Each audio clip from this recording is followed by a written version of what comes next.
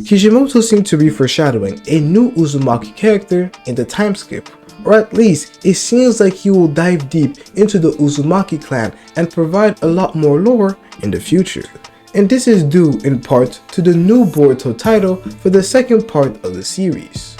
This title may be one that seems long, but it has a lot of deep meaning and may be foreshadowing future events of the story with just its title. Boruto 2 Blue Vortex has many potential meanings, with each potential meaning foreshadowing different events that may happen in the future. So let's first start off with what seems to be the glue for these potential theories. Coming from Drip God on Twitter, who says that Vortex, translated in Japanese, is Uzumaki. Could we see more clan lore since Boruto is on the run? He could stumble on an ancestral place that contains old Uzumaki scrolls. This leads me on perfectly to the first theory that comes from me directly. This is the one that we're going to be discussing. If we swap Vortex in for Uzumaki, we get 2 blue Uzumaki. The first thing that pops up when you talk about a blue Uzumaki is Boruto's blue-eyed prophecy or fates. And if we add the additional meaning of Vortex into this, we get to build a fuller picture.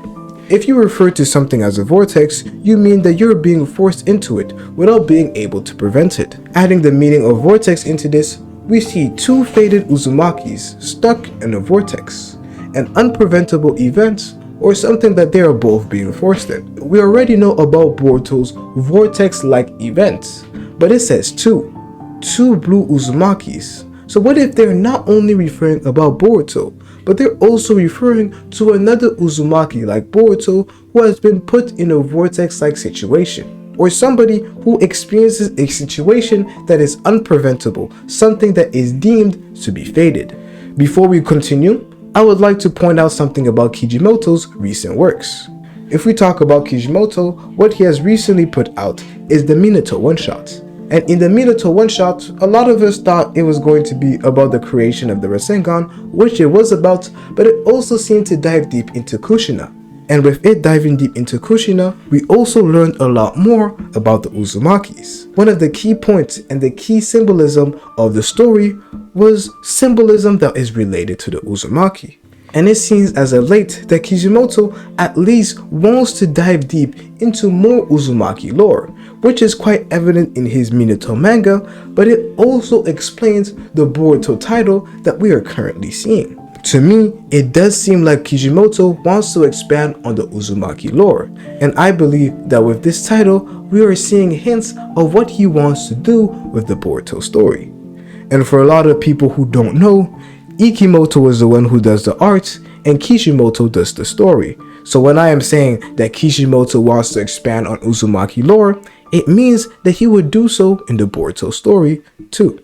Jumping back into my theory about there being another potential Uzumaki with a similar fate as Boruto, or a character who is fated with something that seems to be unpreventable, or something that he was forced to. This is how I believe that it may be able to go down. Either we have a character who seems to have gone through something similar to Boruto, an event that was just uncalled for, something that happened out of the blue, out of that person's control. This character could be a character who is much older than Boruto, and a character who has been ostracized by his village and people, a character who seems to be alone. Boruto, during his journey, while he is walking all throughout the planet, all throughout the globe, with Sasuke escaping random shinobi, meets a person like this. We could have Boruto meet all types of people, rogue shinobi, people who have been abandoned by their village, criminals, all different types of people. And he stumbles onto this one, somebody who has gone through a vortex-like events. A bit like Gaaraga in the anime canon foreshadowed what happened with Boruto and Kawaki. Somebody who was done dirty by his friend. Just like Gaaraga's best friend scarred him, Boruto's best friend, which seemed to be Kawaki, ended up scarring Boruto. We could have this type of dynamic happen in the future, where Boruto goes and meets a similar person to him. And this person would have to be a person who either knows a bit about the Uzumaki lore. This person may have to be a person who is connected to the Uzumaki, or has a bit of information about the Uzumaki. Maybe his family was banished from the Uzumaki clan, which led to what is happening in his current life. and he is also banished from his people. These people have information about the Uzumakis, the last survivors, almost like Sasuke was, but on a different level with the Uzumakis. This is a way that I believe that Kishimoto could handle this. But it could also be a Uzumaki who's oblivious, an Uzumaki who doesn't really know what is going on about his clan, and both him and Boruto end up finding some information about their clan and where they truly come from.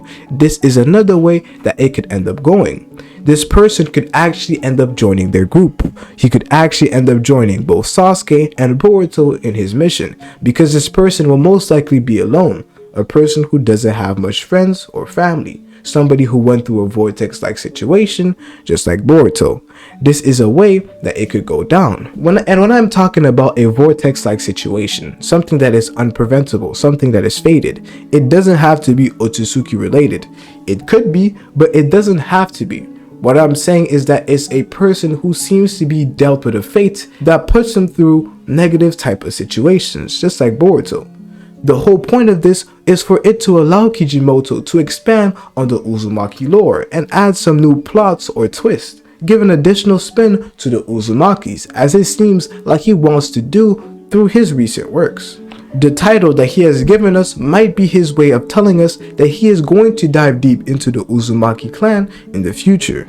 Because we have Boruto, which dealt more with clans like the Uchihas, who ended up being the main source of villains, the clans like the Hyugas. We got more of these type of information, but isn't it kind of weird that we know little to nothing about Naruto's actual clan?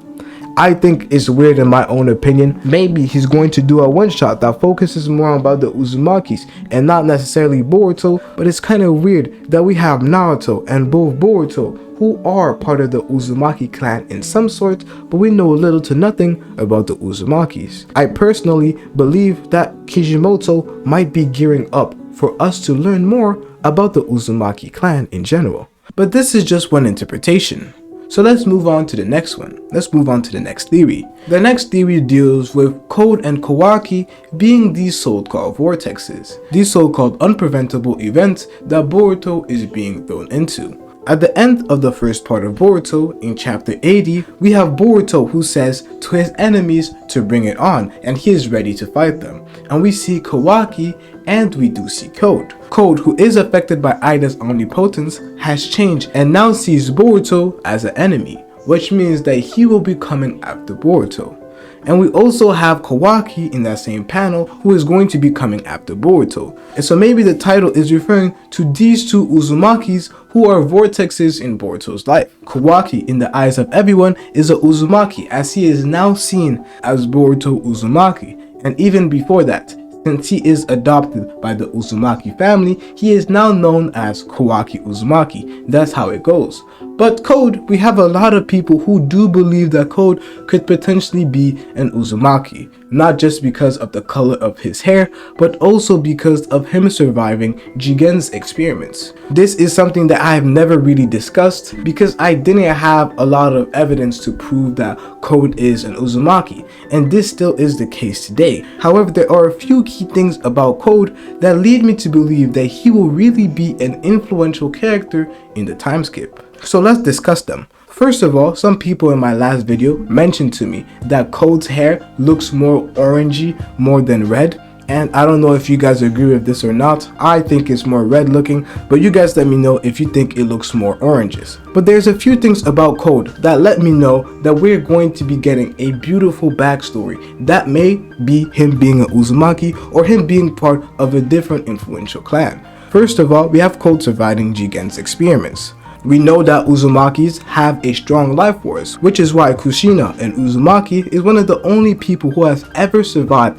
after getting their Jinchuriki removed from them. This is because of the Uzumaki life force, which is strong. And we have Naruto, who has also displayed this level of endurance. This leads a lot of people to suspect that Code may also be an Uzumaki, as he is one of the only people alongside Kawaki who survived the experiments. We don't know exactly where he's from, but there's a few key things that lead me to believe that he's going to be influential. A lot of people have started discussing that after Code got his limiters removed, his hair is no longer red, his hair is white. So it means that Code cannot be an Uzumaki, because the only reason his hair turned red is because he had the limiters on top of him. this may be the case, and this may totally disprove that Code is a Uzumaki. But there's something about his new design after getting his limiters removed that seemed very interesting to me. When we look at Code's new fit, we all noticed the Renaissance looking like fit, but a lot of people didn't notice Code's earrings. Code's earrings are in the form of a triangle, the same triangle that we see in Amado's lair. And we already know that Shibai Otsutsuki is where some of these people have got their powers and DNA from. And this does include Code, because Amado did mention that some of Code's abilities came from Shibai Otsutsuki. Which means that on top of him surviving Jigen's experiments, he also survived additional experience from Amado, which implanted him with Shibai Otsutsuki's DNA, allowing him to forge things like the claw marks, as Amado has mentioned. And it is quite interesting to me, as when Amado was talking about Code's white karma, he says that this is something that even Ishiki was surprised of.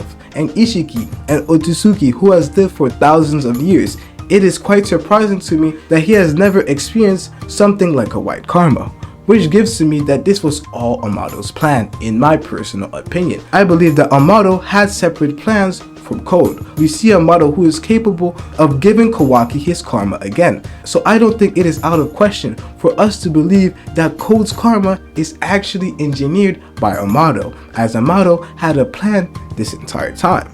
And let's just talk about Code as a villain. We know that a lot of people don't mess with him, but I'm telling you, he has a lot of potential, and I definitely believe that Kishimoto is going to cook something amazing with Code's character. First of all, he is stronger than Jigen, which does mean that he is going to be influential in the time skip. Definitely him training during the time skip and during this period of time, so he would have definitely gone a lot stronger. I know that maybe in the time skip, people like Jigen and Ishiki might look farther, but him being this strong before the time skip is an encouraging sign, as it tells us that he won't be farther in the time skip. Next, we have his goals and aspirations, and this is where Code's potential drastically increases. Code has a strong conviction, one that could be comparable to Naruto's conviction of becoming the Hokage. Code has to become an Otsutsuki because he doesn't know if he is truly in love with Ida or not, and he wants to take everything from Kawaki, the person who has been taking everything from him his entire life. We have Code, who has a pretty good backstory for an amazing villain, and his and Kawaki's dynamic is going to be interesting because not only did Kawaki rob him of the person he loved the most, Jigen and Ishiki, but also Ida. But now he also robbed his goal in some sort of way, as due to the omnipotence, his goal has been reshifted to Boruto. And if Code finds this out and becomes an Otsutsuki and realizes that no, he was actually fighting the wrong person this entire time, it will just increase his hatred and disdain for Kawaki. I am telling you, do not give up on Code. If Code was really going to be that father villain that everybody is just going to defeat and stop, they would have probably killed him off before the time skip. But him still being there and with the best drip in the series, it lets us know that Code will be very influential in the time skip, and I definitely will let Kishimoto cook, and we'll see how his character will end up being like. Because it's not only about him having the Ten Tails army, being stronger than Jigen, having Shibai Otsutsuki's DNA, there's so many different clues that the authors are giving us. If you also see his scar, you will see that he has a scar in the middle of his forehead. What is this? Why is this there? What is he trying to hide? It seems like he has a claw mark there. There is so much about Code's, not only his design, his character, his goals. It lets us know that Code will be very influential in the time skip. But here I present you with a theory that fulfills every single requirement of the title. We have Boruto 2 Blue Vortex. First 2, which means multiple people, and we have Boruto and Hima.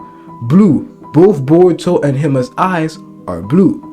Vortex, which can be translated as Uzumaki, both Boruto and Hima are Uzumakis. So this title may actually be referring to Boruto and Hima, as it fulfills all the requirements. So what does this necessarily mean? What does this foreshadow? And what could we expect knowing that this could be referring to Boruto and Hima? First of all, Hima does have a lot of power, so it means that she is not going to be a useless fodder character in the time skip. She has powers so great that even Damien was scared. Damien was never scared when he saw Boruto, never scared when he saw Kawaki, Jigen, or even Code.